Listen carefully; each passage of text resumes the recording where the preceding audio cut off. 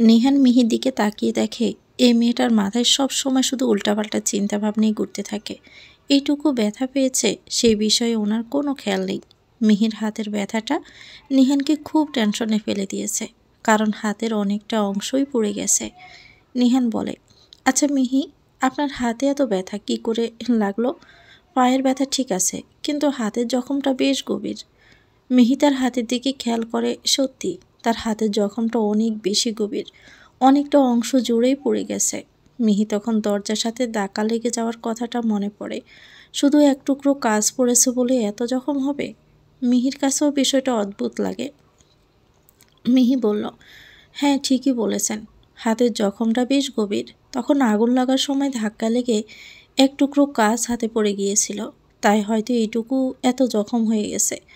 মনে হয় চারদিকে আগুন লেগে যাওয়ার কারণে দরজার কাজ গরম হয়ে যায়, তাই হাতে পড়ে সাথে সাথেই গলে গেছে। আচ্ছা আমি ওষুধ লাগিয়ে দিয়েছি, এখন একটু শুয়ে রেস্টে নেন। মিহি বিছানায় শুয়ে পড়ল। নিহান দরজা একটু বন্ধ রেখে হানিয়া বেগমের রুমে যায়। নিহান ঘরে গিয়ে দেখে হানিয়া বেগম ঘুমিয়ে রয়েছে। আসলে ডক্টর ব্যথার জন্য যে ঘুমের ওষুধ দিয়েছে তাতে ঘুমিয়ে পড়ার কথা। সারা আর নুহা হানিয়া বেগমের মাথার কাছে বসে রয়েছে। নিহানকে দেখে সারা উঠে আসে। নিহান, কোনো জিনিস লাগবে তোমার? না সারা ভাবি, কিছু লাগবে না, মমকে একটু দেখতে এসেছি, তুমি এখানে থাকো। আচ্ছা মম কি কিছু খেয়েছে? না, বড় মামি তো এখনো ঘুম থেকে ওঠে নাই।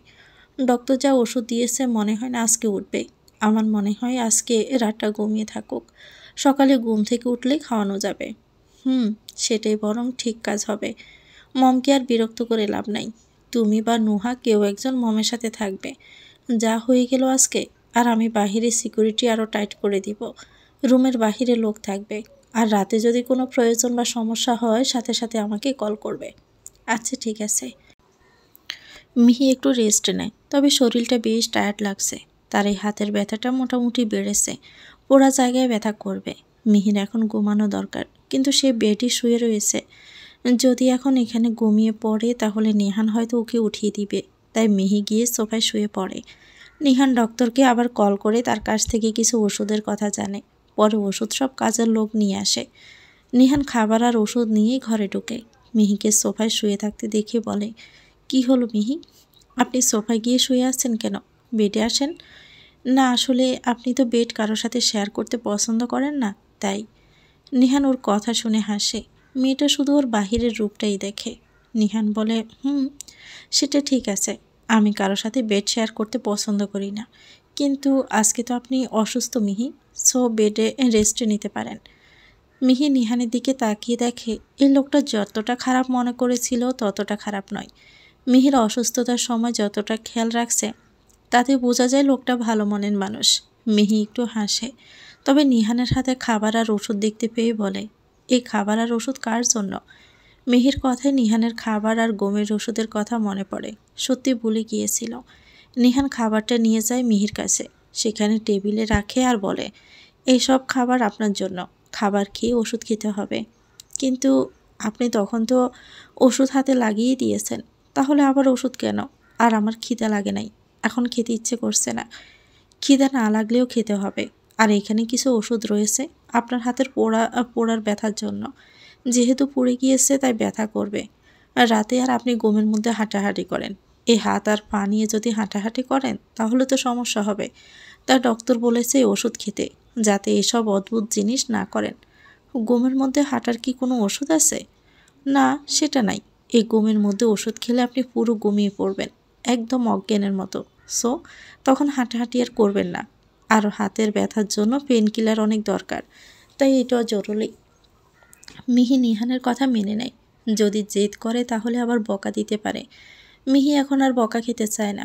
কি সুন্দর মিহির যত্ন করছে নিহান। খাবার নিয়ে চামচ দিয়ে মাখিয়ে মিহির মুখে তুলে দিচ্ছে, খাবারটা খেয়ে নিন। কিন্তু একটা কথা জানেন, আপনার পালিয়ে যাওয়া বউয়ের জন্য খারাপ লাগছে। মানে নিয়ে যতটা চিঠিতে আপনাকে খারাপ বলেছিল, আপনি কিন্তু ততটা খারাপ না, ভালোই আছেন। না, এতে করে নিয়ার কোনো দোষ নাই। আসলে ছোটোবেলায় চাচা ওর সাথে আমার বিয়ে ঠিক করে গিয়েছিল। সবাই জানতো বড় হয়ে নিয়ার সাথে আমার বিয়ে হবে, তবে নিয়ার প্রতি আমার তেমন কোনো ফিলিংস ছিল না। ওর সাথে কথাও ভালো করে কখনো বলি নাই, আর রাজনীতি নিয়ে বিজি ছিলাম। তাই নিয়া আমার রাগের রূপটাই দেখেছে। হো, যদি আপনি নিয়ার সাথে কথা বলতেন, ওর সাথে সময় কাটাতেন, তাহলে হয়তো নিয়া আপনার বন্ধুর সাথে পালিয়ে যেত না, আর আপনারও আমার মতো মেয়েকে বিয়ে করতে হতো না। হ্যাঁ, ঠিকই বলেছেন। যদি নিয়ার সাথে বিয়ে হতো তাহলে মিহি সুন্নি আর বদের হান্টির সাথে পরিচয়ই হতো না। আমি চুন্নি না? নিহান হেসে মিহিকে খাইয়ে দেয়। মিহি শুধু নিহানকে দেখতে থাকে। নিয়ার সাথে যদি সত্যি বিয়ে হয়ে যেত নিয়ানের, তাহলে হয়তো এরকম একটা মানুষের সাথে মিহির পরিচয় হতো না। মিহির আম্মু সব সময় বলতো মিহির জন্য একটা রাজকুমার আসবে, ওকে অনেক যত্নে ভালোবাসা দিয়ে আগলে রাখবে। আর সেই রাজকুমারের প্রতিটা গুণ নিহানের মধ্যে রয়েছে। যদিও নির্বাচন অবধি নিহান ওর সাথে থাকবে। অন্যদিকে আজকে নিয়া আর রায়ান বিয়ে করেছে।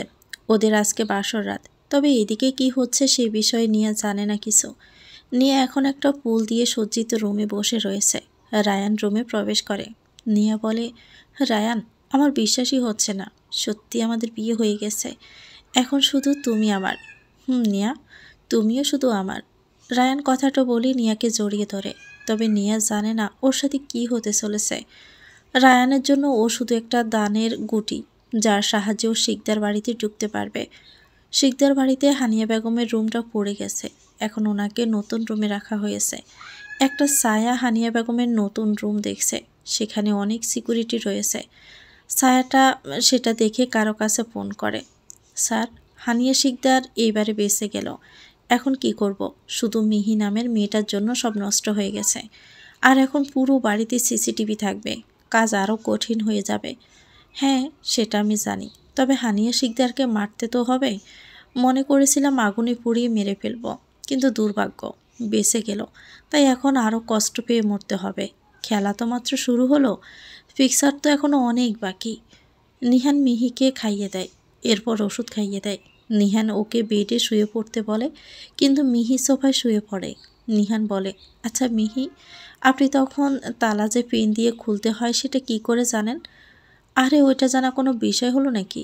আমি যখন রাত করে মেসে ঢুকতাম তখন সেখানের গার্ড দরজায় তালা দিয়ে রাখতো। সেখান থেকে পিন দিয়ে তালা খুলতে আমি শিখে গিয়েছি। এখন তালা খোলা আমার বাঁ হাতের কাজ। ও, মানে সব জায়গায় ছুরিবিদ্যা প্রয়োগ করতেন? শুধুই কি আপনাকে আমি চুন্নি বলি? নিহানের কথা শুনে মিহি একটা মুখ বেংসি কাটে। সব সময় শুধু তাকে অপমান করে।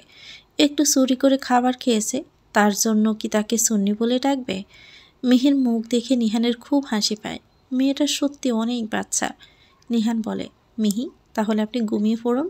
ঘুমের ওষুধ খাওয়ানো হয়েছে, তাই ঘুম পেয়ে যাবে। তবে আজকে যেহেতু আপনি অসুস্থ, তাই বেডে ঘুমিয়ে পড়ুন। আমি সোফায় গিয়ে ঘুমাবো। আরে বেডে ঘুমানোর দরকার নেই, আমি সোফাতেই ঘুমিয়ে পড়তে পারবো। আর এই সোফা অনেক বড়, আমি তো এর চেয়ে ছোট জায়গায় ঘুমিয়েছি। আপনি বেডে ঘুমান। নিহান মিহিকে বেডে ঘুমাতে বলে, কিন্তু মিহি রাজি হয় নাই। সে সোফায় শুয়ে পড়ে। ঘুমের ওষুধ খাওয়ার ফলে মিহি তাড়াতাড়ি ঘুমিয়েও পড়ে। কিন্তু নিহানের ঘুম ধরে নাই। হঠাৎ করে নিহানের ফোন বেজে ওঠে। চেক করে দেখে সানভি ফোন করেছে। সানভি বলে, হ্যালো বস, থানার ওসিকে ফোন করা হয়েছে। উনি কালকে আসবে, সব তদন্ত করবে। আর বাড়িতে সিসিটিভি ক্যামেরা কালকের মধ্যে পৌঁছে যাবে। আজকে দোকান বন্ধ ছিল। ওকে, কাজটা যেন ভালো করে হয়ে যায়। আর অপোজিশন পার্টির কী অবস্থা? নিহানা সানভি বেশ অনেকটা সময় রাজনীতির বিষয় নিয়ে কথা বলল, আর বাড়ির সিকিউরিটির বিষয়ে। নিহান ফোন রেখে ঘরে ফিরে আসে। এতক্ষণ বেলকনিতে দাঁড়িয়ে কথা বলছিল। ঘরে ফিরে এসে দেখে মিহির দিকে চোখ যায়। দেখে মনে হচ্ছে ঘুমিয়ে পড়ে। নিহান সোফার কাছে যায়। মিহি ঘুমের মধ্যে ওর হাতটা সোফা থেকে ফেলে দিতে যাবে, তখনই নিহান ধরে ফেলে। নিহান বলে, এই জন্যই মেয়েটাকে বলেছিলাম বেডে ঘুমাতে। এরকম হাত পা না ছড়িয়ে উনি তো ঘুমাতেই পারেন না। হাতের যা অবস্থা, যদি ব্যথা লাগে। কিন্তু এখন একটা কথাও শুনে না আমার। নিহানের কথা মিহির কান অবধি যায় নাই, কারণ ও এখন ঘুমিয়ে রয়েছে। নিহান মুগ্ধ হয়ে ঘুমন্ত মিহিকে দেখে। মেয়েটা জেগে থাকলে কত দুষ্টুমি করে, কিন্তু ঘুমিয়ে থাকলে কি যে শান্ত। মিহির চোখের সামনে আসা চুলগুলো নিহান সরিয়ে কানের কাছে গুজে দেয় আর বলে, এই মেয়েটা সত্যি অদ্ভুত। কখনো মনে হয় এরকম বাচ্চামি কেউ করতে পারে। হয়তো এই বাচ্চামিগুলোর জন্যই মিহিকে এত ভালো লাগে আমার। নিহান হেসে মিহির হাত পা সব সুন্দর করে সোফায় রাখে, আর আলমারি থেকে কয়েকটা বালিশ নিয়ে চারপাশ দিয়ে দেয়। এরপর নিহান বেডে শুয়ে পড়ে। সকাল হয়ে গেছে। জানালা বেদ করে এক মুঠো মিষ্টি রোদ এসে পড়েছে নিহানের চোখে। নিহান চোখ খুলে ফেলে সোফার দিকে তাকিয়ে দেখে সেখানে মিহি ঘুমিয়ে রয়েছে। ঘুমের ওষুধ খেয়েছে, এত তাড়াতাড়ি ঘুম ভেঙে যাবে না। তাই নিহান উঠে ওয়াশরুমে চলে যায়। পরে ফ্রেশ হয়ে ওর মায়ের রুমে যায়। নুহা সেখানে বসে রয়েছে আর হানিয়া বেগম জেগে আছে। নিহান রুমে ঢুকে বলে, মম, তোমার শরীর এখন কেমন আছে? কোথাও কি ব্যথা করছে? তুমি ঠিক আছো তো? হানিয়া বেগম ছেলেরা তো চিন্তা দেখে হাসে, যদিও তার শরীরে অনেক জায়গায় পড়ে গেছে, ব্যথা করছে। হানিয়া বেগম বলে, নিহান, আমি একদম ঠিক আছি, কোথাও ব্যথা করছে না। কালকে যা আগুন লেগেছিল সত্যি মম, অনেক ভয় পেয়ে গিয়েছিলাম আমি। আচ্ছা, খাবার খেয়েছো তুমি মম? নিহানের কথার মধ্যে সারা খাবার নিয়ে আসে। নিহান বলে, আচ্ছা সারা ভাবি, তুমি মমকে খাইয়ে দাও। আর ডক্টরকে খবর দেওয়া উচিত, কারণ মায়ের পোড়া জায়গায় ড্রেসিং করা দরকার। নুহা বলে, নিহান ভাই, ডক্টরকে আর ডাক দিতে হবে না, সাসির ড্রেসিং আমি করতে পারবো। আমার মেডিকেল পড়াশোনা প্রায় শেষ, তাই টুকটাক ড্রেসিং আমি নিজেই করতে পারি। ও আচ্ছা, ঠিক আছে, তাহলে তুমি ড্রেসিং করো। নুহা, তবে পড়াশোনা করতে হবে ভালো করে। সারাভাবে মায়ের কাছে থাকবে তুমি, কলেজে যাবে। ঠিক আছে নিহান ভাই। মিহি ঘুম থেকে উঠে দেখেও চারপাশে বালিশ দেওয়া। বিষয়টা অদ্ভুত। মিহি যখন ঘুমিয়েছিল ওর স্পষ্ট মনে আছে ও কোনো বালিশ নিয়ে ঘুমায় নাই। মনে হয় ওই খাটাস লোকটাই দিয়েছে। মিহি তাকিয়ে দেখে নিহান বিছানায় নাই, ও ঘুম থেকে উঠে পড়েছে। এইটা ভেবে ওয়াশরুমে চলে যায়। ফ্রেশ হয়ে এসে আলমারি থেকে একটা 3 পিস বের করে। মিহি বলে, আজকে 3 পিস পরতে হবে, শাড়ি আর পরতে পারবো না। সারা হানিয়া বেগমকে খাইয়ে দেয়। নিহান এতক্ষণ সময় ওর মায়ের কাছে বসে রয়েছে। এরপর হানিয়া বেগমকে ওষুধ খাইয়ে ওনাকে রেস্টে নিতে বলা হয়। নিহান আর সারা রুম থেকে বেরিয়ে আসে। নিহান বলে, সারা ভাবি, মম তখন সামনে ছিল তাই কথাটা বলতে পারি নাই। আজকে বাসায় পুলিশ আসবে। কালকে মমের রুমে যে আগুন লেগেছিল সেটা কি করে লাগলো আর কে বাহির থেকে রুমের দরজা লক করেছে সেটা জানতে হবে। হ্যাঁ, তুমি ঠিকই বলেছ নিহান, সত্যি কালকের ঘটনার কথা ভাবলে আমার কলিজা কেঁপে ওঠে। যদি মিহি না থাকতো তাহলে কি যে হতো, এ বিষয়ে সত্যি জানা জরুরি। আচ্ছা, মিহি কোথায়? ও ঠিক আছে? কালকে আগুনে তো ওর মনে হয় ব্যথা পেয়েছে। হ্যাঁ, মিহির হাতে আর পায়ের কিছু অংশ পড়ে গেছে, তবে ওকে মেডিসিন দিয়েছি, এখন ঘুমিয়ে রয়েছে। ও আচ্ছা, এত ঝামেলার মধ্যে মিহির কাছে যেতেই পারি নাই। যখন ও ঘুমিয়ে রয়েছে তাহলে বিরক্ত করব না, পরে গিয়ে দেখে আসবো ওকে। আচ্ছা নিহান, আমি যাই। জায়ান অফিসে চলে যাবে, ও টিফিন রেডি করতে হবে। নিহান সারার সাথে কথা বলা শেষ করে রুমের দিকে চলে আসে। রুমে ঢুকে মিহিকে দেখে আয়নার সামনে দাঁড়িয়ে রয়েছে। নিহান বলে, মিহি, আপনি ঘুম থেকে উঠে পড়েছেন? একটু আগেই উঠে পড়েছি। নিহান বেডে গিয়ে বসে যায়। অন্যদিকে মিহি আয়নার সামনে দাঁড়িয়ে অনেকটা সময় ধরে একটা গলার চেইন পরার চেষ্টা করছে। এই গোল্ড চেইন ওর মায়ের দেওয়া উপহার, সব সময় পরে থাকে, কিন্তু কালকে বৌভাতের জন্য খুলে রাখা হয়েছিল। নিহান মিহির দিকে তাকিয়ে দেখে আর বলে, কি হলো, এতক্ষণ আয়নার সামনে দাঁড়িয়ে রয়েছেন কেন? না মানে আসলে ওই চেইনটা গলায় পরার ট্রাই করছি, কিন্তু হাতের ব্যথার জন্য পরতে পারছি না। নিহান বেড থেকে উঠে গিয়ে আয়নার সামনে গিয়ে দাঁড়িয়ে যায়। মিহির হাত থেকে চেইন নিয়ে নেয়। নিহান বলে, মিহি দেন, আমি পরিয়ে দিচ্ছি। যদি আপনি ছিঁড়ে ফেলেন? নিহান জোর করে চেইনটা পরিয়ে দেয় আর বলে, সব জিনিস আমি খারাপ করে ফেলি না, কি সুন্দর করে পরিয়ে দিলাম। নিহান সব জিনিসে বেস্ট আর ফার্স্টই হয়। নিহানের ফার্স্ট কথাটা শুনে মিহির পরীক্ষার রেজাল্টের কথা মনে পড়ে যায়। আজকেও রেজাল্ট দেওয়ার কথা। মিহি যা পরীক্ষা দিয়েছে তাতে নিশ্চয়ই সে ফেল করবে, কিন্তু সেটা সমস্যা না। মিহির ভার্সিটি অনেক কড়া, তাই যদি ফেল করে সাথে সাথে ওর আব্বুকে ফোন করে বলে দিবে। সেই কথা শুনে ওর আব্বু যদি এখানে চলে আসে তাহলে তো সর্বনাশ হয়ে যাবে। মিহি বলে, আজকে আমি শেষ, কি করে ভুলে গেলাম এই দিনটা। কি হয়েছে মিহি, কোনো সমস্যা? সমস্যা মানে সমস্যা, আজকে আমার পরীক্ষার রেজাল্ট দিবে, কিন্তু আমি তো ফেল করব। যদি একবার আব্বুকে ফোন করে বলে দেয় যে আমি ফেল করেছি, তখন যে কি হবে। মিহি, এত টেনশন করবেন না, পাস করতে পারেন আপনি। আর আমি নিশ্চয়ই ফেল করব। পরীক্ষার মধ্যে পুরো খাতা খালি রেখে এসেছি, ফেল তো অবশ্যই করব, নিজের উপর বিশ্বাস আছে আমার। রিয়েলি? লাইফে অনেক মানুষ দেখেছি যারা পাস করা বা গোল্ডেন পাওয়ার কথা বলে, কিন্তু আপনার মতো এইরকম কনফিডেন্সের সাথে ফেল করার কথা কেউ বলে নাই। আপনার এই ফেল করার কনফিডেন্স দেখে আমি সত্যিই অবাক। আসলে আকাশে লাখো তারা, কিন্তু চাঁদ তো একটাই, বলে হাসতে থাকে মিহি। মিহির হাসি দেখে নিহান ওর দিকে তাকিয়ে থাকে। এই মেয়েটা এত বাচ্চা কেন? কিন্তু এখন কি করবে? পায়ের যা অবস্থা তা নিয়ে কলেজে যেতে পারবে না।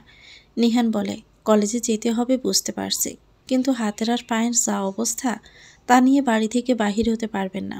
পুরো জায়গায় অনেক ব্যথা করবে, কোথাও বের হবেন না আপনি। নিহানের কথা মিহি বুঝতে পারছে, কিন্তু মিহির কলেজে যেতে হবে, তা না হলে ওর বাবা মেরেই ফেলবে। মিহি বলে, আপনার কথা বুঝতে পারছি, কিন্তু কলেজে না গিয়ে কী করব? যদি ওরা আব্বুকে রেজাল্টের কথা বলে দেয়, তাহলে আব্বু শহরে চলে আসবে, তখন আমাকে নিয়ে গ্রামে চলে যাবে। গিয়ে যদি বিয়ে দিয়ে দিবে তখন কি হবে? মিহি আপনাকে বিয়ে দিয়ে দিবে, বেচারা ওই ছেলের কি হবে? কিন্তু এখন কলেজে যদি যান তাহলে কি করে হবে? আর আপনার আব্বু যদি বিয়ের কথা জানে তাহলে কি সমস্যা হবে? নিহান নেহাল মল্লিকের সাথে আপনার বিয়ে হয়েছে, এটা জানলে তো উনি খুশিই হবেন। মিহি কথাটা শুনে হাসে। কি সুন্দর কথা, ওনার সাথে বিয়ে হয়েছে বলে নাকি তার আব্বু খুশি হবে। যদি একবার ওর আব্বুর সাথে দেখা হতো তাহলে উনি বুঝতে পারত ওর বাপ কী জিনিস। মিহি বলে, আপনি যদি আমার বাপের সাথে একবার দেখা করতেন না, তাহলেই বুঝতে পারতেন। আর আমার আব্বু যদি আমাদের বিয়ের কথা জানে তাহলে সারা জীবন আমার আপনার সাথে থাকতে হবে। নির্বাচনের পরে ডিভোর্স কী করে দিবেন আপনি আমাকে তখন? মিহির মুখে ডিভোর্সের শব্দ কথাটা শুনে নিহান ওর দিকে রাগি চোখে তাকায়। তবে বিষয়টা খারাপ লাগে ওর। নিহান বলে, আপনার কি সমস্যা? সবসময় ডিভোর্স আর নির্বাচনের পরে ছেড়ে দেওয়ার কথা বলেন, এই কথা ছাড়া কি আপনার মাথায় আর কিছু আসে না? আপনি আমার জায়গায় থাকলে বুঝতে পারবেন। আর আমি আপনার মতো এরকম একটা মানুষের সাথে জীবনেও থাকবো না, তাই নির্বাচনের পর ডিভোর্স দরকার। মিহি, আপনি কি বললেন? আমার মতো মানুষ মানে কি বলতে চাইলেন আপনি? আপনার মতো এরকম একটা রাগী বদমেজাজি খাটাস আর বকা দেওয়া লোকের সাথে জীবনেও আমি থাকবো না। আর যদি কোনো দিন নিয়ে আপনার জীবনে ফিরে আসে তাহলে কি হবে? তখন আমাকে চলে যেতে হবে। আপনি তো এখনও নিয়াকে ভালোবাসেন। নিহানের এবার রাগ উঠে যায়। মেয়েটা সব সময় ওর বকা দেওয়া দেখে, তাহলে কালকে থেকে যে ওর কেয়ার করছে তার কি হবে? আর নিয়াকেও কখনোই ভালোবাসেনি। আর যে অন্য কারোর সাথে পালিয়ে গেছে তার সাথে থাকার কথা নিহান ভাবেও না। নিহান বলে, ভুল হয়েছে, আপনাকে আমি সব সময় বকা দেই, কেয়ার তো করা জীবনেও দেখলেন না। ঠিক আছে, যা ইচ্ছে তাই করেন, কলেজে যান বা না যান আমার সেই নিয়ে কিছু যায় আসে না। নিহানের রাগে চোখ দেখে মিহির বেশ ভয় করতে থাকে। বিয়ের দিন আসল সত্যি জেনেও নিহান এত রাগ করে নাই যতটা সে এখন করছে। মিহি বলল, না মানে আমি কথাটা এরকম করে বলি নাই আসলে। মিহি, আপনার আসলে মানে এইসব কথা শোনার মতো মুড আমার নাই। আমার পরিষদের কাজ রয়েছে, মিটিং করতে হবে। এমনি চুরি করে বিয়ে খেতে এসে যা ঝামেলায় ফেলে দিয়েছেন। আর আপনি কলেজে যান না জাহান্নামে যান সেটা আপনার বিষয়, আমার না। মিহি আর কোনো কথা বলে না। যদি আর একটা কথা বলে তাহলে হয়তো এখান থেকে সত্যি সোজা জাহান্নামে ফেলে দিবে। মিহি আয়নার সামনে থেকে চলে যেতে আসতে যাবে তখনই হঠাৎ করে ব্যথা পেয়ে যায় হাতে। মিহি বলে, আহ! মিহির মুখে ব্যথা করার মতো আওয়াজ পেয়ে নিহান তাকায়। হাতে মনে হয় লেগে গেছে। এই মেয়েটা কখনোই কেয়ারফুল হবে না। নিহান হাতের দিকে তাকিয়ে দেখে হাতের পুরা জায়গা দিয়ে রক্ত পড়ছে। নিহান বলল, মিহি কি হয়েছে? হাত দিয়ে দেখে রক্ত পড়ছে। কেন, একটু কি সাবধানে চলতে পারেন না? দেখি কি হয়েছে। নিহান মিহির দিকে এগিয়ে আসে, তারপর ওর হাত ধরে ওকে বেডে বসিয়ে দেয় আর গিয়ে মেডিসিন বক্স নিয়ে আসে। সেখান থেকে ওষুধ দিতে থাকে যাতে ওর হাতে। নিহান বকা দেয় আর বলে, মিহি আপনাকে নিয়ে যাবে কি করব? আমি একটু খেয়াল করে চলতে পারেন আপনি? কলেজে যাবেন কি করে এখন এই হাত নিয়ে? আর সকালে যে ড্রেসিং করতে হবে সে বিষয় কি ভুলে গেলেন আপনি? আর আমার সকালের ওষুধ লাগিয়ে দেওয়ার কথা মনে পড়ে নাই। নিহান মিহিকে বকা দিচ্ছে, কিন্তু মিহি শুধু ওর দিকে তাকিয়ে রয়েছে। লোকটা কি অদ্ভুত মানুষ, তাই না? একটু আগে বলেছিল ওর কোনো কেয়ার করবে না, কিন্তু ঠিকই ওর খেয়াল রাখছে। একদিনে লোকটা ওর কত আপন হয়ে গেছে। একটা মায়া মায়া কাজ করে ওর উপর। যদি এরকম অনেক দিন থাকে তাহলে কি নিহানকে সে ভালোবেসে ফেলবে? মিহি মনে মনে বলে, সরি, আপনাকে তখন এরকম করে কথা বলেছি বলে, কিন্তু বুঝতে পারছেন না কেন? আপনি একদিনে আমার মনে অনেক জায়গা দখল করে নিয়েছেন। যদি সারা জীবন আমার সাথে থাকেন তাহলে কত ভালো হবে, কিন্তু এটা কি হবে কখনো? মিহি কলেজের জন্য রেডি হয়ে যায়। নিহান ওর জন্য সানভিকে দিয়ে 3 পিস আনায়। নিহান আজকে মিটিং করতে যাবে পরিষদে। কালকে যা ঘটনা হয়েছে তাতে রাজনৈতিক কোনো দলের হাত থাকতে পারে। নিহান বলে, মিহি আপনি রেডি হয়ে গেছেন? চলুন। ঠিক আছে চলুন। মিহি রেডি হয়ে যায়। সানভি নিচে বসে অপেক্ষা করতে থাকে, কিন্তু অনেক সময় ধরে নিহান আর মিহিকে দেখে না। আসলে সানভিও নিহানের সাথে পরিষদে যাবে। বেচারাকে নিহান সকাল সকাল ঘুম থেকে উঠে 3 পিস নিয়ে আসতে বলে, তাই ভালো করে ঘুমাতে পারে নাই। সানভি সিঁড়ি দিয়ে উপরে উঠতে থাকে। নুহা নিজের কলেজে যাওয়ার জন্য নিচে নামে। হঠাৎ করে সানভির সাথে ধাক্কা লেগে যায়। সানভি বলে, আরে সরি, আপনি কি ঠিক আছেন? নুহা, দেখতে পাই নাই আমি। নুহা যদিও নিজেকে সামলে নেয়, তবু নিচে পড়ে গেছে। আসলেও আসার সময় ওনা ঠিক করছিল, তাই সানভিকে সেও দেখতে পায় নাই। নুহা বলে, না আমি ঠিক আছি। আসলে দোষটা আমারই। ওনা ঠিক করতে করতে হঠাৎ করে পড়ে গিয়েছি। সানভি হাত বাড়িয়ে দিয়ে নুহাকে উঠায়। তখন নিহান আসে আর বলে, কি হয়েছে সানভি? নুহা, কি হয়েছে তোমার? তুমি ঠিক আছো? জি নিহান ভাইয়া, আমি ঠিক আছি। আসলে একটু পড়ে গিয়েছিলাম, তাই সানভি আমাকে সাহায্য করেছে। আচ্ছা মিহি কোথায়? ও আসছে। আচ্ছা সানভি, চলো যাওয়া যাক। সানভি আগে চলে যায়। আসলে ও আজকে ড্রাইভ করে নিহান আর মিহিকে নিয়ে যাবে, বাট নিহান অপেক্ষা করতে থাকে। মিহি এই পায়ের ব্যথা নিয়ে সিঁড়ি দিয়ে নামতে পারবে না। নুহাও সেখানে দাঁড়িয়ে রয়েছে। আসলেও নিহার বিষয়টা জানতে চাই, কিন্তু নিহানকে এখন এই বিষয় জিজ্ঞেস করা ঠিক হবে কি না তা বুঝতে পারছে না। নুহা বলে, নিহান ভাইয়া, তুমি কি নিয়ে আপির বিষয়ে কিছু জানতে পেরেছ? মানে রায়ান আর ও কোথায় গিয়ে পালিয়ে গেছে, কেমন আছে? নিহান নুহার মুখের দিকে তাকিয়ে দেখে মেয়েটার মুখে চিন্তার ছাপ ফুটে উঠেছে। আসলে মা বাবা মারা যাওয়ার পর এক বড় বোন ছিল ওর কাছে, কিন্তু নিয়া এমন কিছু করবে হয়তো নুহা ভাবতেও পারে নাই। নিয়ার সাথে যখন নিহানের বিয়ে ঠিক হলো, সেটা শুনে খুব খুশি হয়ও। তার বোন এই বাড়িতে থাকবে, তার সাথে থাকবে। তবে বিয়ের দিন নিয়ে যা করলো, নিহান বড় ভাই হিসাবে নুহার মাথায় হাত রেখা আর বলে, নুহা তুমি টেনশন করো না। সানভিকে নিয়ে আর রায়ানের খোঁজ করার জন্য বলেছি, খুব তাড়াতাড়ি জানা যাবে। আর একটা কথা মনে রাখবে, নিহান বেঁচে থাকতে নিয়ার কোনো সমস্যা হতে দিবে না। সাসিকে আমি প্রমিস করেছি তোমাদেরকে আমি আগলে রাখবো। নিহানের কথা শুনে নুহার অনেক ভালো লাগে। এ বাড়িতে সবাই ওদের দুই বোনকে ভালোবাসে, কিন্তু নিহানা জ্যাঠা ওদের একটু বেশি আদর করে। নুহা বলে, ঠিক আছে ভাইয়া, কোনো সমস্যা নেই। মিহি চলে আসে। নিহান ওকে নিয়ে নিচে নামে। সবাই খাওয়া দাওয়া করে সানভিকে খেতে বলে, বাট ওর বলে খিদে নেই। নিহান আর মিহি এক গাড়িতে উঠে বসে। তবে যেহেতু নুহার কলেজ নিহানের পরিষদের পরে, তাই ও তাদের সাথে চলে যায়। সানভি আর নুহা সামনের সিটে বসেছে, আর মিহি আর নিহান পেছনে বসেছে। নুহা সুন্দর করে বসে রয়েছে। সানভি ড্রাইভ করার পাশাপাশি ওকে একটু দেখছে। নুহা মেয়েটাকে ওর খারাপ লাগে না, শান্তশিষ্ট একটা মেয়ে। ওকে একটু পছন্দ করে সানভি, কিন্তু রায়ান যা করেছে নিয়ার সাথে, তাতে নিহানের বন্ধুর উপর থেকে বিশ্বাস উঠে গেছে।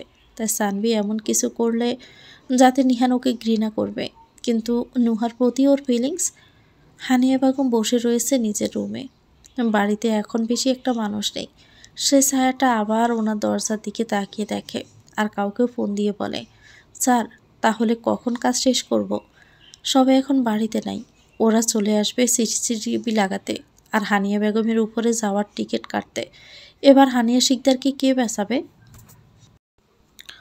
নুহা এতক্ষণ জানালার দিকে তাকিয়েছিল, কিন্তু হঠাৎ করে এদিকে চোখ পড়া দেখে সানভি ওর দিকে দেখছে। সানভি নুহার দেখার সাথে সাথে চোখ সরিয়ে ড্রাইভ করার মনোযোগ দেয়। নুহা বিষয়টা এত সিরিয়াসভাবে নেয় নাই। মিহি পিছনে বসে রয়েছে। যদিও টেনশন হচ্ছে ওর বাবার রেজাল্ট জানার পর কি করবে। কালকে জিজ্ঞেস করেছে রেজাল্টের কথা। সময়ের গতি খুব দ্রুত হয়, তাই গাড়িও পৌঁছে যায় মিহির ভার্সিটির সামনে। মিহি যখন গাড়ি থেকে নামতে যাবে, তখনই নিহান বলে, শুনুন মিহি, একদম কোনো লাফালাফি করবেন না। আপনার হাতের অবস্থা যথেষ্ট খারাপ, আর একটু পরে রেজাল্ট নিয়ে চলে আসবেন। আমি গাড়ি পাঠিয়ে দিব। কথাটা যাতে মনে থাকে, কোনো দুষ্টমি না। নিহান কথাটা সিরিয়াসভাবে বলছে, কিন্তু মিহি কি ভালো কথা শোনার মতো মেয়ে? মিহি কোনো কথা না বলে গাড়ি থেকে নেমে আসে। এই লোকটা সব সময় সব কাজের আগেই বকা দেয়। ভালো করে বোঝালে মিহি কি বুঝতে পারে না? মিহি গাড়ি থেকে নেমে বলে, ঠিক আছে, খেয়াল রাখবো ভাই। নিহান মিহির মুখের দিকে দেখে একটু বকা দিয়েছে বলে মুখটা কেমন ফুলিয়ে দিয়েছে বাচ্চার মতো। এই মেয়েটার কেয়ার করতে গেলেও সমস্যা, কিন্তু এখন পরিশোধে যাওয়া দরকার। যতক্ষণ গাড়ি না ছাড়ে ততক্ষণ মিহি যাওয়ার দিকে তাকিয়ে দেখে নিহান। এরপর সিটে চোখ বন্ধ করে বসে যায়। মিহি ভার্সিটিতে ঢুকে যায়। মনে হচ্ছে 1 বছর পরে এসেছে এখানে মিহি। মিহি বলে, এখন যাই, রেজাল্ট নিয়ে আসতে হবে। জানি ফেল করেছি, তবু বাকিটা দেখা যাক। কিন্তু ফেল করলে আমার বাপ আমাকে মেরে নদীর জলে ভাসিয়ে দিবে। কি যে হবে আমার। সারিকা, যারা আরও সবাই ভার্সিটির সামনে একটা গাছের কাছে বসে রয়েছে। সবাই রেজাল্টের জন্য অপেক্ষা করছে। এখনও রেজাল্ট বোর্ড দেয় নাই। তবে যারা হঠাৎ করে গেট দিয়ে মিহিকে ঢুকতে দেখে অবাক হয় আর বলে, এই সারিকা দেখ, ওটা মিহি না? ওর মতোই তো দেখতে লাগছে। সারিকা আর বাকি সবাই খেয়াল করে দেখে ওইটা সত্যি সত্যি মিহি। কিন্তু সেদিন বিয়েতে চুরি করে খাবার খেতে এসে সবাই মিহিকে অনেক খুঁজেছে, কিন্তু পরে আর পায় নাই। তাই চলে এসেছে বিয়ে বাড়িতে নাকি ঝামেলা হয়েছে। এরপর আজকে মিহিকে দেখছে ওরা। সবাই দৌড়ে মিহির কাছে যায় আর বলে, আরে মিহি, তুই কোথায় ছিলি এই 2 দিন? সেই দিন বিয়ে বাড়ি থেকে কোথায় চলে গিয়েছিলি? তুই কি এই 2 দিন বিয়ে বাড়িতে ছিলি? তোকে কি অনেক খাবার দিয়েছে ওরা? সব বন্ধুকে দেখে মিহির বিয়ের দিনের ঘটনার কথা মনে পড়ে যায়। কি সুন্দর ওকে ফেলে রেখে চলে এসেছে। এখন আবার জিজ্ঞেস করে 2 দিন কি আমাকে বেশি খাবার দিয়েছে নাকি? মিহি নিজের পায়ে থাকা জুতাটা খুলে আর বলে, তাই না? ওরা 2 দিন রেখে আমাকে অনেক খাবার দিয়েছে। তোদের জন্য নিয়ে এসেছি। শয়তান, দেখাচ্ছি মজা। মিহি কথাটা বলে যখন জুতা খুলে মারতে যাবে তখনই সবাই দৌড় দেয়। মিহি রাগ নিয়ে সবাইকে ধরতে চায়, কিন্তু ওর পায়ে ব্যথা লাগার কারণে হাঁটতে পারে নাই। মিহি গাছের কাছে বসে যায়। সবাই একটু পরে ওর কাছে আসে। আসলে মিহি যখন রাগ হয় তখন ও সবাইকে এভাবে মারে। সারিকা বলে, আরে মিহি, সরি না ইয়ার, বুঝতে পারি নাই। তুই রেগে যাবি। বিয়েতে তোকে অনেক খুঁজেছি, কিন্তু তোকে তো পাই নাই। পরে শুনে বিয়েতে নাকি ঝামেলা লেগেছে, তাই চলে আসতে বাধ্য হয়েছি। কিন্তু তুই 2 দিন কোথায় ছিলি মিহি? মিহির সবার কথা শুনে রাগ উঠেছে, কিন্তু কি করার, ওরা সবাই যে ঝামেলার কথা বলছে সেটা তো আসলে মিহি নিজেই। মিহি বলে, তোরা আমাকে রেখে চলে আসলি। এরপর বিয়ে বাড়ি থেকে বউ পালিয়ে যায়। এরপর আমার বিয়ে। মিহি বিয়ের কথাটা বলে থেমে যায়। কারণ যদি সবাইকে সত্যি কথাটা বলে দেয় নিহানের সাথে ওর বিয়ে হয়ে গেছে, তখন কি হবে? বিয়ের কথাটা ওর বাপ অবধি পৌঁছাতে আর বেশি সময় লাগবে না। তখন তো সব শেষ হয়ে যাবে। সবাই জানার জন্য বলে, পরে কি হয়েছে মিহি বল? পরে কি হবে? আসলে বিয়ে বাড়িতে যাওয়ার পর আসলে জানতে পেরেছি ওই বিয়েটা আমার ছোটবেলার বন্ধু নুহার বোনের সাথে হচ্ছে। কিন্তু হঠাৎ করে নুহার বোন পালিয়ে যায়, যার কারণে আমাকে ওখানে থাকতে হয়, ওকে সামলাতে হয়। তাই 2 দিন দেরি হয়ে গেছে। মিহির কথাটা মোটামুটি সবার বিশ্বাস হয়েছে। মিহি মিথ্যে কথা বলার মধ্যে তো এক্সপার্ট। মিহির কথাটা সবাই শুনে পড়ে। মিহির কলেজের বোর্ডের রেজাল্ট দিয়েছে, সেটা দেখতে সবাই যায়। অন্যদিকে নিহানের গাড়ি পরিশোধে পৌঁছে গেছে, তাই নিহান আর নুহা গাড়ি থেকে নেমে যায়। নিহান বলে, নুহা, তুমি গাড়ি থেকে নেমে গেলে কেন? সানভি তোমাকে ভার্সিটিতে পৌঁছে দিত। আরে দরকার নাই, ভার্সিটি একটু দূরে, আমি পায়ে হেঁটে চলে যেতে পারবো। তুমি টেনশন করো না নিহান ভাই, আমি আসি তাহলে। নিহান ভিতরে চলে যায়। নুহা একটু এগিয়ে চলে যাবে, তখনই থেমে যায়। সানভি এখনও গাড়ির ভিতরে রয়েছে। নুহার মনে পড়ে নিয়ার বিষয়ে খোঁজ করতে নিহান সানভিকে বলেছে। তাই নুহা আবারও গাড়ির কাছে ফিরে আসে আর বলে, সানভি, আপনি কি আমার একটা উপকার করতে পারবেন? সানভি গাড়িটা পার্ক করার জন্য আবার চালু করতে যাবে, ঠিক তখনই নুহা এই কথা বলে। সানভি ভাবে নুহার কি কোনো উপকারের দরকার, ও কি কোনো বিপদে পড়েছে। সানভি বলে, কি হয়েছে নুহা, কোনো সমস্যা? কেউ কি আপনাকে বিরক্ত করছে বা কিছু বলেছে? আরে না না, এরকম কোনো বিষয় না। আসলে নিয়া আপির খোঁজ করার জন্য নিহান ভাই বলেছে আপনাকে। তাই আমি চাই আপনি যদি নিয়া আপিকে তাড়াতাড়ি খুঁজে বের করতেন তাহলে ভালো হতো। ও, নিয়ার রায়ানকে খোঁজ করার চেষ্টা করছি, লোক লাগিয়ে দিয়েছি, কিন্তু ওরা কোথায় আছে সেটা বুঝতে পারছি না। ওদের লোকেশন বা কোনো কিছু ট্রেস করা যাচ্ছে না। তবে আশা করি খুব তাড়াতাড়ি খুঁজে বের করতে পারবো। ও আচ্ছা, যদি কোনো খবর পাওয়া যায় তাহলে আমাকে জানাবেন। আপনার নাম্বারটা কি দেওয়া যাবে আমাকে সানভি? নুহার মুখে নাম্বারের কথা শুনে সানভির মন খুশি হয়ে যায়। আসলে ভালো লাগা এরকম একটা জিনিস যেটা চাইলেও আপনি লুকিয়ে রাখতে পারবেন না। সানভি ওর নাম্বার দেয় নুহাকে, সেটা ফোনে সেভ করে নিয়ে চলে যায় নুহা। মিহির কলেজের রেজাল্টে ও পাশ করেছে। মিহির মনে হচ্ছে এই খুশিতে যেন ও আকাশে উঠছে। মিহি পরীক্ষায় পাশ করেছে, সেই জন্য ওর মন আজকে অনেক খুশি। তবে এই খুশির কথা সে সবার আগে তার আম্মুকে জানাতে চায়। মিহি তার আম্মুকে ফোন করে বলে, আম্মু আমি পরীক্ষায় পাশ করেছি, এই কথাটা আব্বুকে জানিয়ে দাও। আব্বু হয়তো রেজাল্ট চিন্তায় রাতে ঘুমই হয় নাই। মিহির পাশ করার কথা শুনে ওর আম্মু অনেক খুশি হয়। তবে যেহেতু পরীক্ষা শেষ হয়েছে, তাই ভার্সিটি বন্ধ হয়ে যাবে। তাই মিহি বাড়ি ফিরে আসবে কিনা সেটা শিওর হতে মিহির আম্মু জিজ্ঞেস করে। বাহ, খুব খুশি সংবাদ। তবে নিজের আব্বুর বিষয়ে এরকম কথা বলে না মিহি।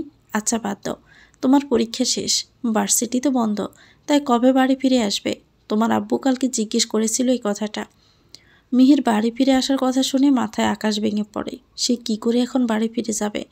নিহান ওকে রুম থেকে বের হতে দেয় না, তাই বাড়ি যেতে দেওয়া তো অসম্ভব। তাই মাকে এখন মিথ্যে কথা বলতে হবে। মিহি বলে, আম্মু ভার্সিটি তো বন্ধ দেবে না, এবার পরীক্ষা শেষে আর পরীক্ষা আরও সামনে রয়েছে, তাই প্রাইভেট পড়তে হবে। এখন বাড়িতে আসা সম্ভব না, কয়েকদিন পর আসতে হবে।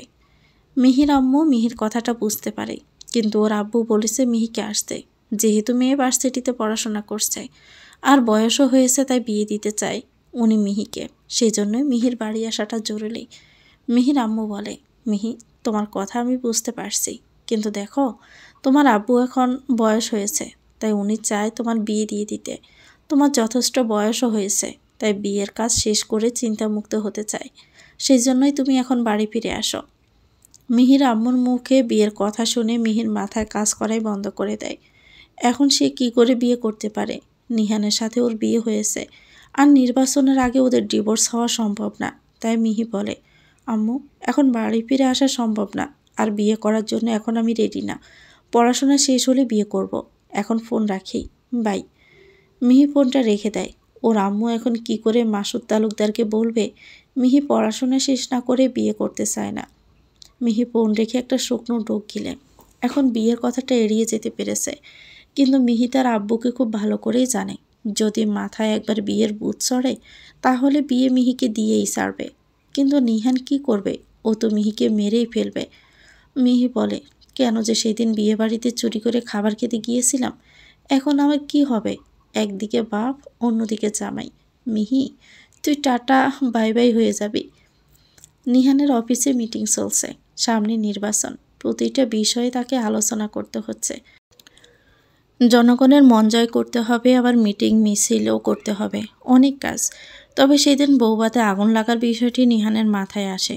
সে বলে, আচ্ছা পার্টির সবাই আপনারা জানেন যে আমাদের বাড়িতে বৌভাতের অনুষ্ঠানের দিন মায়ের রুমে আগুন লেগেছিল, কিন্তু বাহির থেকে দরজা লাগানো ছিল, মানে এইটা কারো ইচ্ছাকৃত কাজ। তাই আমার মনে হয় এই কাজটা করার পিছনে অবসেশন পার্টির হাত রয়েছে।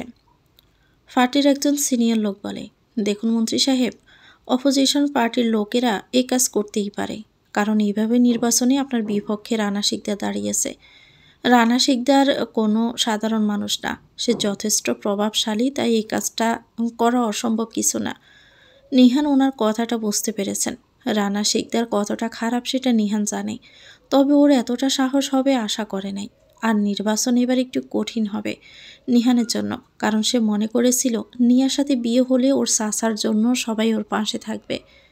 নিহানের চাচা নাহিদ মল্লিক যথেষ্ট জনপ্রিয় আর ভালো মানুষ ছিলেন, পুরো শহর জুড়ে ওনার সুনাম ছিল। কিন্তু হঠাৎ দুর্ঘটনায় উনি মারা যায়, তবুও শহরের মানুষ ওনাকে এখনও সম্মান করে। তাই নিহান যদি ওনার মেয়ের জামাই হতো তাহলে সবাই ওকে পছন্দ করত, নির্বাচনে ভালো ভোট পেয়ে জিতে যাওয়া সহজ হয়ে যেত। কিন্তু বর্তমান পরিস্থিতিতে নির্বাচন একটু কঠিনই হয়ে যাবে। নিহান মিটিং এ বিষয়ে কথা বলে প্রায় 2 ঘন্টা পর মিটিং শেষ হয়। নিহান বাহিরে এসে মিহিকে ফোন করে। মিহি এতক্ষণ গাছের নিচে বন্ধুদের সাথে বসেছিল, দোকান থেকে কিছু কিনে খাচ্ছিল। নিহানের ফোন দেখে মিহি একটু দূরে আসে সবার থেকে। মিহি বলে, হ্যালো, বলুন, কিছু বলবেন আপনি? মিহি, কোথায় আপনি এখন? বাড়ি ফিরে এসেছেন নাকি ভার্সিটিতে? মিহির মনে পড়ে নিহান ওকে তাড়াতাড়ি বাড়িতে যেতে বলেছিল, কিন্তু ও সব ভুলে গেছে।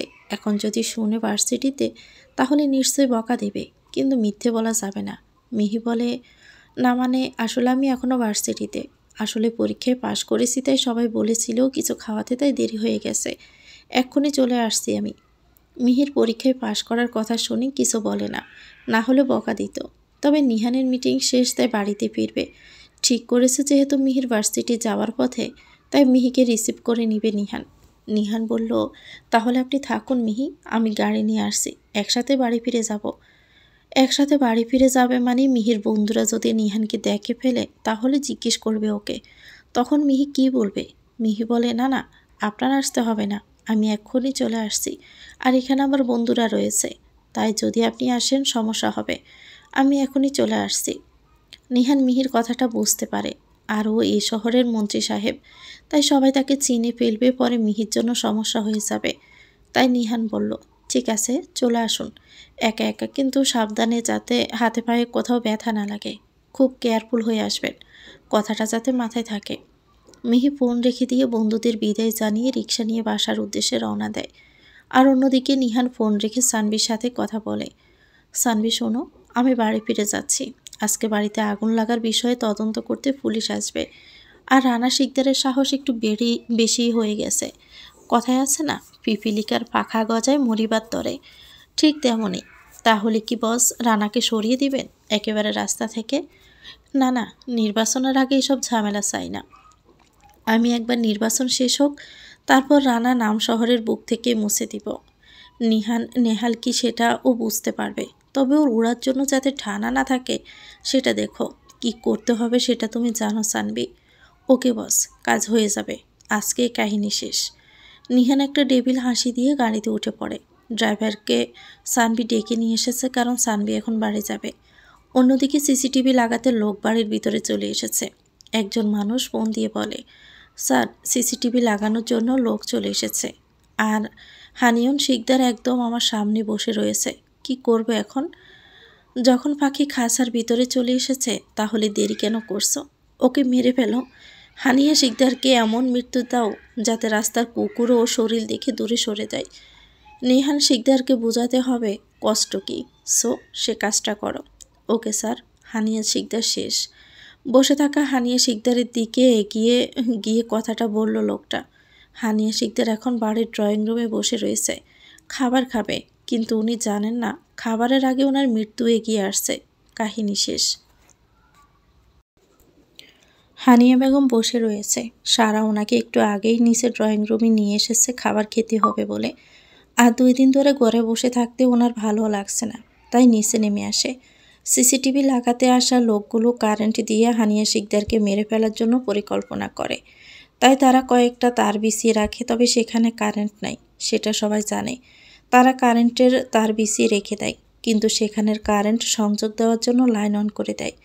হানিয়া শিকদারের খুব কাছে তার রয়েছে, উনি একটা হুইল চেয়ারে বসে রয়েছে।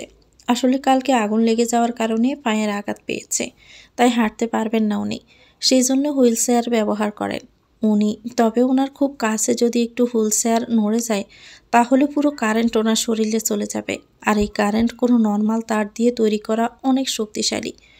যদি একবার এই কারেন্ট কারো শরীরে লাগে তাহলে সে সাথে সাথে মারা যাবে। মিহি রিক্সা করে নেমে যায় বাড়িতে, ড্রয়িং রুমে চলে আসে। এখানে হানিয়া বেগম ছাড়া আর কেউ নেই। হানিয়া বেগম অনেক সময় ধরে এখানে হুইল চেয়ারে বসে রয়েছে, তাই উনি একটু উঠে পাশের টেবিলের চেয়ারে বসার জন্য হুইল চেয়ার একটু নড়ায়, কিন্তু একদম প্রায় তারের কাছাকাছি পৌঁছে যায় চেয়ার, শুধু এখন একটু সময়ের অপেক্ষা। মিহি দেখে হানিয়া বেগম সামনে বসে রয়েছে। সেদিন আগুনের ঘটনার পর ওনাকে আজকে প্রথম দেখছে। মিহি ওনার কাছে যাওয়ার জন্য পা বাড়ায়, কারণ ওনার শরীর কেমন আছে সেটা জিজ্ঞেস করতে হবে। মিহি যখন কাছে যায় তখন হঠাৎ করে একটা তার খেয়াল করে, ভালো করে চেয়ে দেখে তার থেকে একটু একটু আগুনের মতো কি যেন বাহির হচ্ছে। হানিয়া শিকদার যখন হুইল চেয়ার আর একটু সরাতে যাবে তখন মিহি চিৎকার করে বলে, মা দূরে সরুন। মিহির কথা হানিয়া শিকদার বুঝতে পারে না। মিহি দৌড়ে এসে হুইল চেয়ার সরিয়ে দেয়। হানিয়া শিকদার তার থেকে দূরে সরে যায়। মিহি তাড়াতাড়ি গিয়ে সকেট বন্ধ করে। হানিয়া বেগম খেয়াল করে দেখে কারেন্ট তার তার চেয়ারের কাছে ছিল, আর সেটাই কারেন্ট ছিল। মিহি কারেন্টের লোকদের ডাকে, এই যে আপনারা যারা সিসিটিভি লাগাতে এসেছেন তাদেরকে বলছি এখানে আসুন, এখানে আসুন বলছি। সিসিটিভি যারা লাগাচ্ছে মানে সেই সাজানোর লোকগুলো, তারা বুঝতে পারে তাদের পুরো পরিকল্পনা বৃথা হয়ে যাবে। কিন্তু যাই হোক আজকে হানিয়া শিকদারকে খুন করতেই হবে, তার জন্য যদি মিহিকে মেরে ফেলতে হয় তাহলে মারবে। লোকগুলো কাছে আসে আর বলে, জি ম্যাডাম বলেন। কি জি ম্যাডাম, এই কারেন্টের তার যে আপনারা এখানে রাখলেন এই তারে যে কারেন্ট ছিল সেটা কি আপনারা খেয়াল করেন নাই? আর একটুর জন্য কারেন্ট হুলসেয়ারে লাগে নাই, না হলে যে কী হতো সেটা আপনারাই জানেন। আর সিসিটিভি লাগাতে এত ভোল্ট তার কেন ব্যবহার করা হয়? ও আসলে ম্যাডাম, তার এখানে কি করে পড়ে গিয়েছে সেটা বুঝতে পারি নাই। আর এরকম তার দিয়ে সিসিটিভি লাগানো হয়?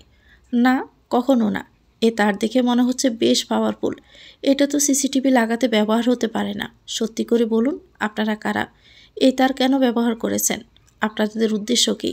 কোথা থেকে এসেছেন আপনারা? লোকেরা বুঝতে পারে মিথ্যে আর চলবে না। মিহি বাড়ির অন্য লোকদের ডাকতে থাকে। মিহি যখন পিছনে ঘুরে তখনই সিসিটিভি লাগাতে আসা লোকগুলো তাদের ব্যাগ থেকে একটা ছুরি বাহির করে, পিছন থেকে মিহির গলায় ধরে আর বলে, তোর জন্য কালকের আমাদের পরিকল্পনা খারাপ হয়ে গেছে, তাই তোকে মেরে ফেলবো। কালকে তোর জন্য হানিয়া শিকদারকে মারতে পারি নাই, আজকে তুই বেঁচে থাকবি না। হঠাৎ করে গুন্ডারা মিহির গলায় ছুরি ধরে, যার কারণে সে আর আওয়াজ করতে পারে না। তবে হানিয়া বেগম এইসব দেখে চিৎকার করে সারা বাড়িতে থাকা সবাইকে ডাকতে থাকে। কিন্তু এখন দুপুরের সময় বাড়ির কাজের লোকসহ সবাই নিজেদের রুমে রয়েছে, তাই এত তাড়াতাড়ি ওনার ডাক সবার কান অব্দি পৌঁছাতে পারে নাই। কিন্তু উনি ডাকতে থাকেন, কে আসো, বাঁচাও, মিহিকে বাঁচাও। গুন্ডারা দেখে হানিয়া শিকদার চিৎকার করছে, তাই বলে, এই হানিয়া শিকদারের মুখ বন্ধ কর। এর আওয়াজ যদি বাড়ির কারো কাছে চলে যায় তাহলে সমস্যা হবে। তাড়াতাড়ি ওর মুখ বন্ধ কর আর কারেন্টের লাইন চালু করে ওকে মেরে ফেল। এইবার কাজ ঠিক করে না করতে পারলে বস আমাদের টাকাই দিবে না। গুন্ডাদের মধ্যে কিছু লোক হানিয়া শিকদারকে ধরে ফেলে, তারপর কারেন্টের তার একদম হুইলচেয়ারের কাছে নিয়ে আসে এবং তারা লাইন লাগাতে চায়। এটা দেখে মিহির মনে ভয় ঢুকে যায়। যদি একবার এই তারে কারেন্ট এসে পড়ে তাহলে হানিয়া বেগমকে বাঁচানো যাবে না। এই কারেন্ট তার অনেক পাওয়ারফুল। মিহির কিছু একটা করতে হবে। নিজের শাশুড়িকে এভাবে মরতে দেখতে পারবে না সে। যখনই লাইন অন করতে যাবে তখনই মিহির গলায় ধরে রাখা ছুরির লোকটা সেই দিকে তাকিয়ে দেখে। মিহি গুন্ডার এই অন্যমনস্ক হয়ে যাওয়ার সুযোগ নিয়ে তার হাত ধরে ফেলে এবং ছুরিটা নিয়ে নেয়। সে লোক যখন মিহিকে ধরতে যাবে মিহি তখন ওর হাতে ব্যথা দেয়। তবে দেখে কারেন্ট লাইন অন করার কাছাকাছি পৌঁছে গেছে অন্য লোকটা। মিহি তাড়াতাড়ি দৌড়ে গিয়ে সেই লোকটাকে থামিয়ে দেয় আর ওর মাথার পাশে থাকা ফুলের টব দিয়ে আঘাত করে। তো সাহস হলো কী করে আমার আম্মুকে খুন করার চেষ্টা করার? শোন, নিহান শিকদারের মা মানে আমার মা, আর এই মিহি শিকদার বেঁচে থাকতে তার আম্মুকে কেউ টাচও করতে পারবে না। যার মাথায় আঘাত পেয়েছে সে মাটিতে বসে পড়েছে, কিন্তু অন্য লোকগুলো মিহিকে আঘাত করতে আসে। মিহি সবাইকে মারতে পারে আর একটা লোককে ধরে বলে, কে তোকে পাঠিয়েছে হানিয়া শিকদারকে মারতে? কি শত্রুতা তোর ওনার সাথে? আমরা কিছু জানি না, একজন লোক আমাদের টাকা দিয়েছে সেজন্য করেছি। কি শত্রুতা এই পরিবারের সাথে সেটা আমি জানি না, তবে বলেছে হানিয়া শিকদারকে মেরে ফেলতে। কিন্তু আজকে এই বাড়িতে সিসিটিভি লাগাবে সেটা তোকে কে বলেছে তোদের? এই কথাটি এই পরিবারের মানুষ ছাড়া কেউ জানে না। তাহলে তোরা কি করে জানতে পারলি? বস আমাদের খবর দিয়েছে, তবে মনে হয় এই বাড়ির কেউ এইসব কাজের সাথে জড়িত রয়েছে, কিন্তু সে কে সেটা আমরা জানি না। মিহি এই কথাটা ভালো করে ভাবে, সত্যি এই পরিবারের কেউ হানিয়া শিকদারকে মারতে চায়। তা না হলে হানিয়া শিকদার সেদিন যখন রুমে ছিল তখন বাহির থেকে কে দরজা বন্ধ করে দিয়েছে, যার জন্য রুমে আগুন লাগার সময় উনি বাহির হতে পারেন নাই। আর আজকে সিসিটিভির কথাটা বাড়ির সবাই জানে না, শুধু পরিবারের মানুষ ছাড়া। আর দুপুরে ড্রয়িং রুমে মানুষ থাকে না, এই কথাটাও সবার জানার কথা না। তাহলে কে এই পরিবারের মানুষ হয়েও হানিয়া শিকদারকে খুন করতে চায়? মিহি যখন কথাটা ভাবতে থাকে তখন হঠাৎ করে বাহির থেকে গাড়ির শব্দ শুনতে পাওয়া যায়। তখনই গুন্ডারা বুঝতে পারে হয়তো নেহাল শিকদার চলে এসেছে, তাই তারা বলে, নিহান শিকদার চলে এসেছে মনে হয়, পালাতে হবে, না হলে বস মেরে ফেলবে আমাদেরকে। ওরা যখন পালাতে যায় মিহি ওদের আটকাতে যায়, কিন্তু গুন্ডারা তাদের শরীরের ব্যথা নিয়েও পালিয়ে যেতে চায়। মিহি ওদের দৌড়তে চায়, তখনই মিহিকে ওরা ধাক্কা দিয়ে ফেলে যায়, যার ফলে মিহি দূরে গিয়ে টেবিলের উপর বাড়ি খায়। নিহান গাড়ি থেকে নেমে আসে। হঠাৎই কিছু লোক বাড়ির ভিতর থেকে বাহির হতে থাকে। নিহান মনে করে সিসিটিভি লাগাতে এসেছে সেই সব লোক, কিন্তু ওদের শরীরের অবস্থা দেখেই ওর সন্দেহ হয়। নিহান যখন বাড়িতে ঢুকতে যাবে তখন কিছু অপরিচিত লোকের সাথে তার দেখা হয়। যদিও তারা পরিচয় দিয়েছিল তারা সিসিটিভি লাগানোর লোক, কিন্তু নিহানের কথাটা বিশ্বাস হয় নাই, কারণ তাদের শরীরে অসংখ্য আঘাতের চিহ্ন রয়েছে। সেটা দেখে স্বাভাবিক মনে হলো না সব কিছু। নিহান বলে, যদি তোমরা সিসিটিভি লাগানোর লোক হও তাহলে তোমাদের মাথায় রক্ত, হাতের ব্যথা কি করে লাগলো? আসলে স্যার আমরা পড়ে গিয়েছিলাম তাই ব্যথা লেগেছে। নিহানের কথাটা অদ্ভুত লাগে, সবাই একসাথে কি করে পড়ে যেতে পারে, আর সবার একসাথে ব্যথা কি করে লাগবে। আর বাড়িতে দুদিন ধরে যা হচ্ছে তাই নিয়ে কাউকে সন্দেহের বাহিরে রাখা যায় না। নিহান সামনে থাকা বডিগার্ডদের ইশারা করে আর বলে, এই সবাইকে ধরে নিয়ে গিয়ে বাহিরের রুমে রাখো, যতক্ষণ না আমি বলবো ততক্ষণ ওদের ছাড়বে না, মনে রাখবে যাতে পালিয়ে না যায়। Okay sir. বডিগার্ডরা সেই লোকদের নিয়ে যায়, তারা বলতে থাকে তারা কিছু করে নাই, কিন্তু নিহান কোনো কথা শুনে না। নিহান তাড়াতাড়ি বাড়ির ভিতরে চলে যায়। বাড়ির সবাই কি ঠিক আছে কিনা সেটা শিওর হতে হবে। অন্যদিকে গুন্ডাদের ধাক্কায় মিহি একটা টেবিলের উপর পড়ে যায়, যার কারণে ওর মাথায় আঘাত লাগে। হানিয়া শিকদার সবাইকে ডাক দেয়। এরপর সারা আর বাকি লোকেরা এসে মিহিকে রুমে নিয়ে যায়।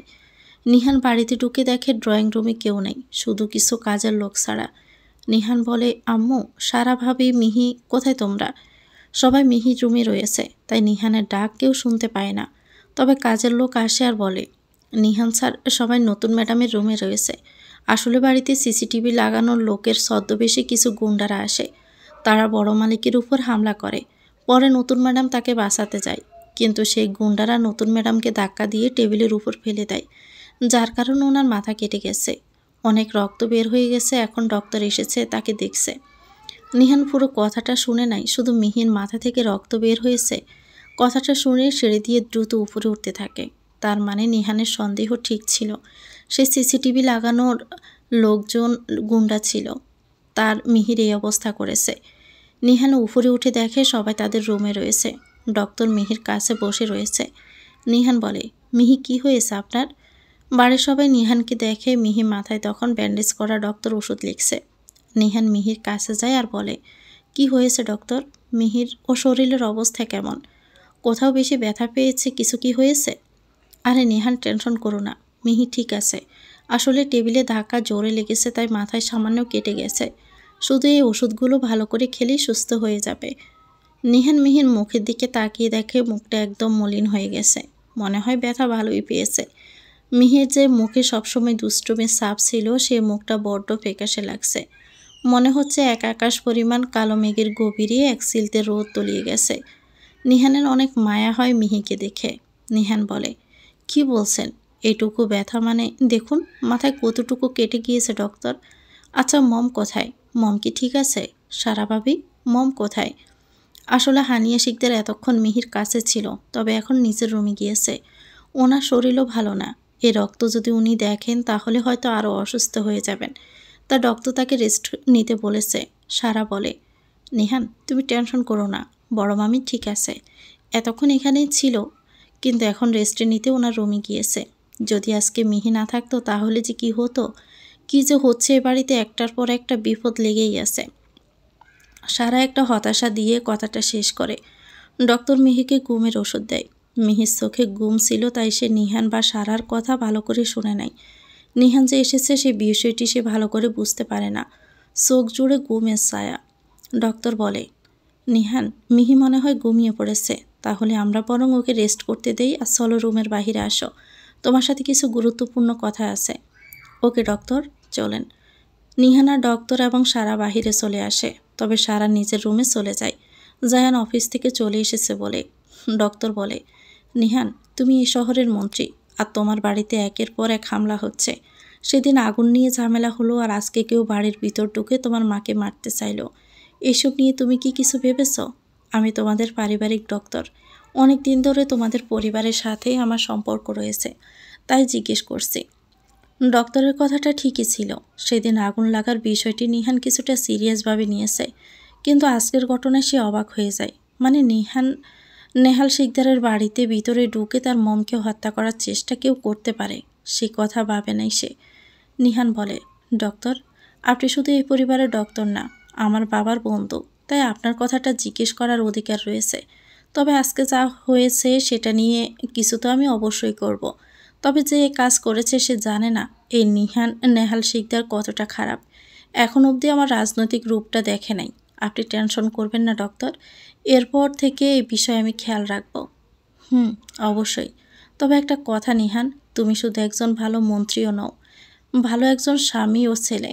নিজের বউয়ের জন্য এতটা কেয়ার কোনো ভালো মানুষ করতে পারে। সত্যি তোমার ওয়াইফ খুবই লাকি, সে তোমার মতো কাউকে তার জীবনে পেয়েছে।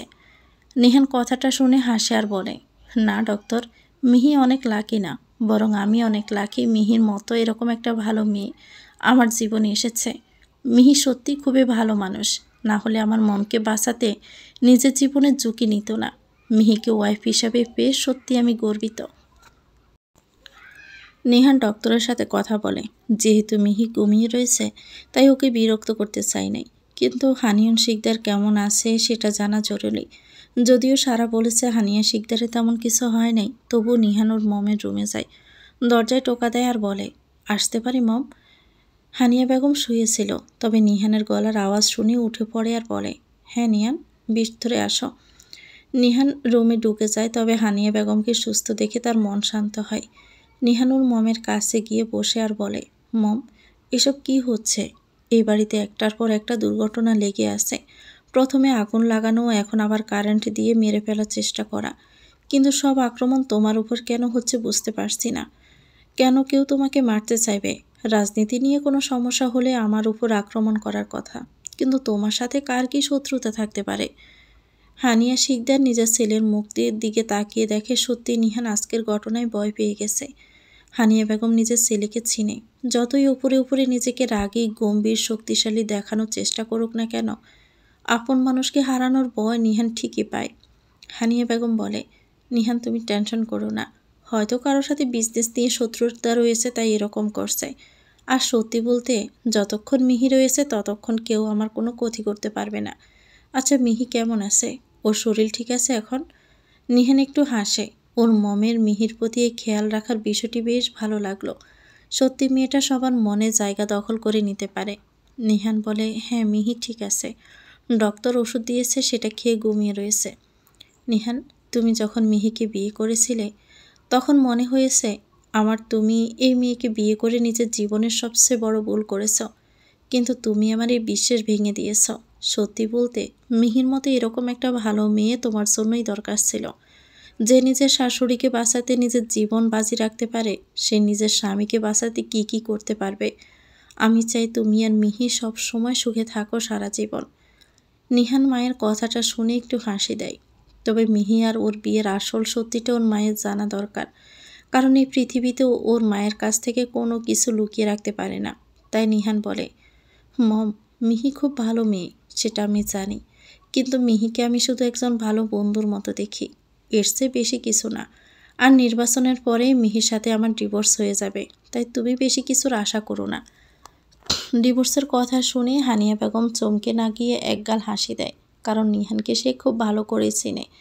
হানিয়া বেগম একটু উঠে নিহানের মাথায় হাত বুলিয়ে দিয়ে বলে, নিহান, মিহিকে তুমি কখনো ছাড়তে পারবে না।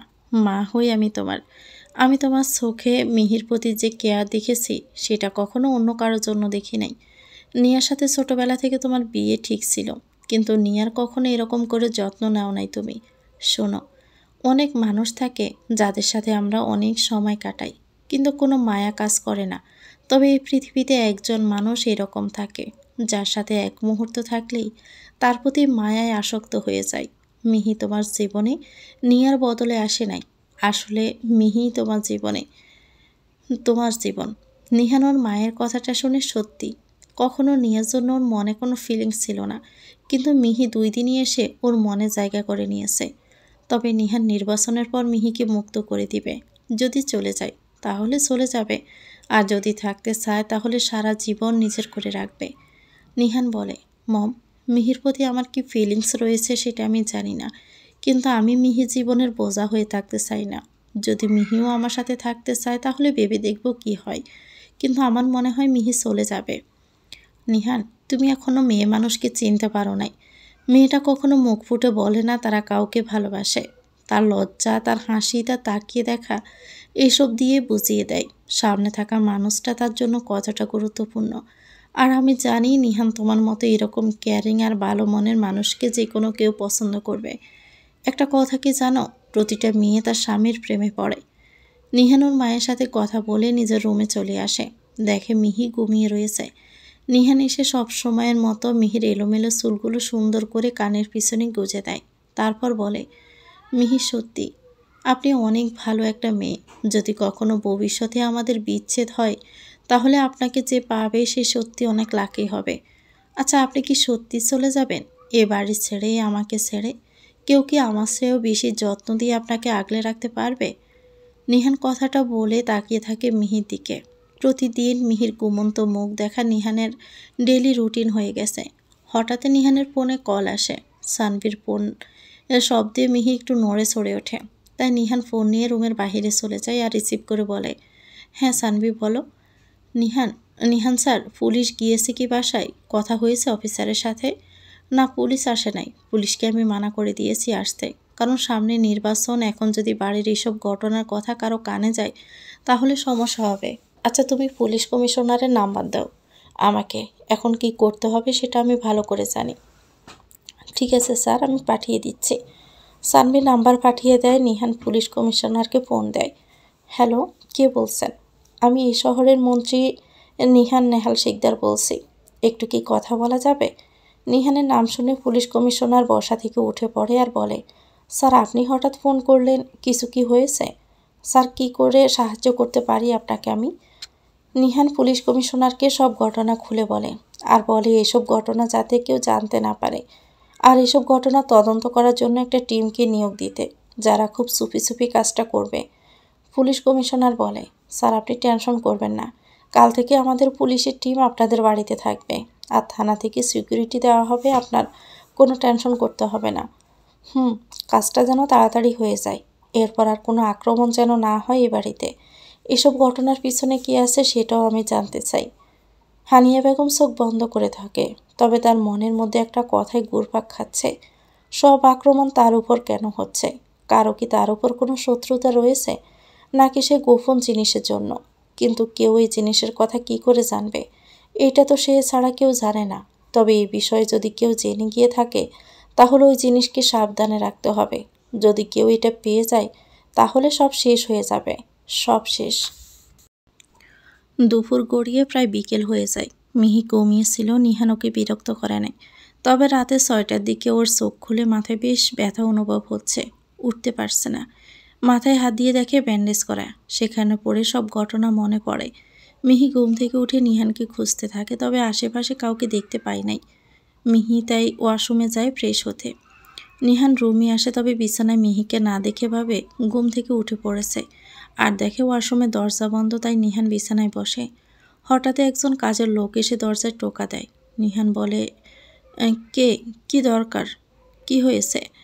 স্যার মিহি ম্যাডাম ওনার ব্যাগ নিচে রেখে চলে এসেছেন, সেটা দিতে এসেছি। এই যে ওনার ব্যাগ। নিহান উঠে ব্যাগ নিয়ে সেটা টেবিলের উপর রাখে, তবে ব্যাগের চেন খোলা ছিল। মিহিকে নিহান তাড়াতাড়ি কলেজ থেকে আসতে বলে, যার কারণে রেজাল্ট শিট নিয়ে চেন লাগাতে বলে যায়। নিহান কাগজটা বের করে দেখে সেখানে রেজাল্ট শিট রয়েছে। নিহান রেজাল্ট দেখে অবাক হয়ে যায়। মিহি ওয়াশরুম থেকে বের হয়ে নিহানের হাতেও রেজাল্ট শিট দেখে খুশিতে বলে, ও আপনাকে বলতে ভুলে গেছি, আমি পরীক্ষায় পাশ করেছি। আসলে এই মিহির মাথায় অনেক বুদ্ধি রয়েছে, তাই সে পাশ করে গেছে। সত্যি Mihi, you are a great. Nihan result sheet দেখে আর বলে, আপনার মাথায় বুদ্ধি কতটুকু আছে জানি না, বাট মিহি ভাগ্য আছে আপনার। মানে রিয়েলি প্রতিটা সাবজেক্টে 33 পেয়ে পাশ করেছে। বাংলায় 33, ইংরেজিতে 33, মানে সব সাবজেক্টে সেম। মানে মানুষের একটা সাবজেক্টে সমস্যা থাকে, কিন্তু বাকি সবগুলো তো ভালো পারে, কিন্তু আপনি তো সব সাবজেক্টে খারাপ। দেখুন, পাশ করেছে সেটাই বড় কথা, আর 33 পেয়ে পাশ করা অনেক কঠিন বিষয়। যারা ফেল করেছে তাদের কথা ভাবুন, তারা আমার থেকেও খারাপ। সব সময় কথা শোনাবেন না। আপনাকে কথা শুনিয়ে লাভ কি?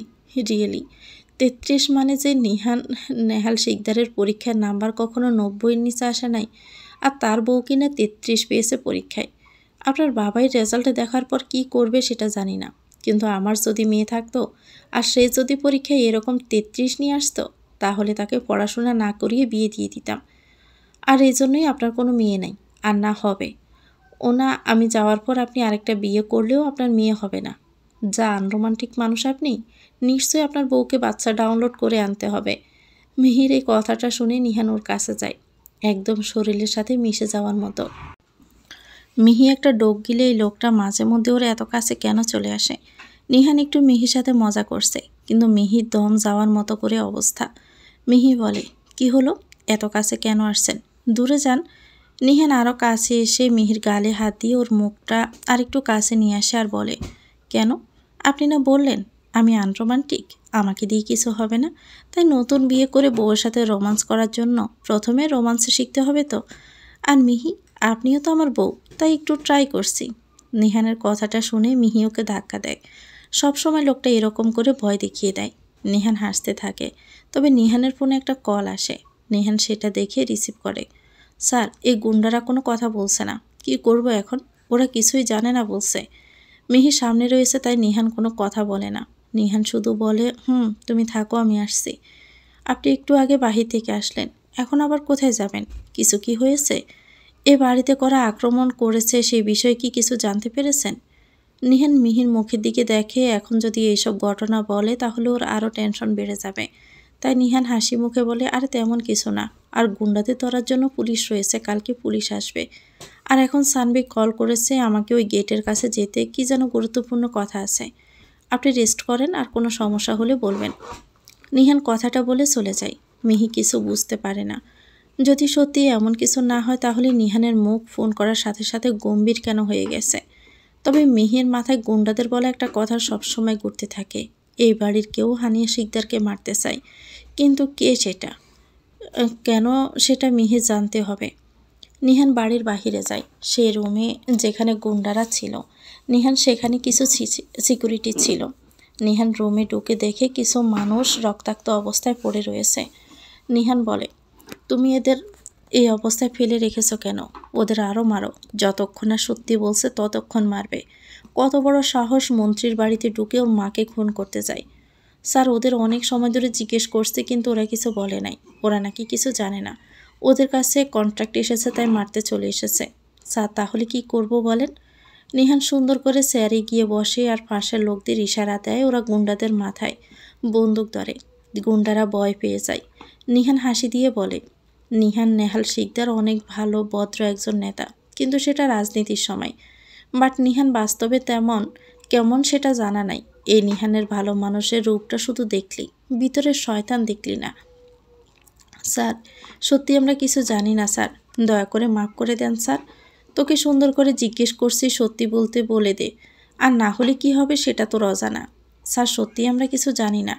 নিহান পাশে থাকা লোকটাকে ইশারা দেয়, তারপর একটা চিৎকারের আওয়াজ শোনা যায়। নিহান বলে, তোর জীবনের সবচেয়ে বড় ভুল নিহান শিকদারের আপনজনকে আঘাত করা, সেই জন্য তো জীবনটা চলে গেল। তবে টেনশন করবি না, এইসব কাজের পিছনে যে আছে তাকেও শাস্তি পেতে হবে, একটু অপেক্ষা কর। তো ভিউয়ার্স, গল্পটির নাম হচ্ছে মন ফাগুন। এটা গল্পের দ্বিতীয় অংশ। পরবর্তী অংশ পেতে চ্যানেলটিকে সাবস্ক্রাইব করে আমাদের সাথে থাকবেন। আল্লাহ হাফেজ।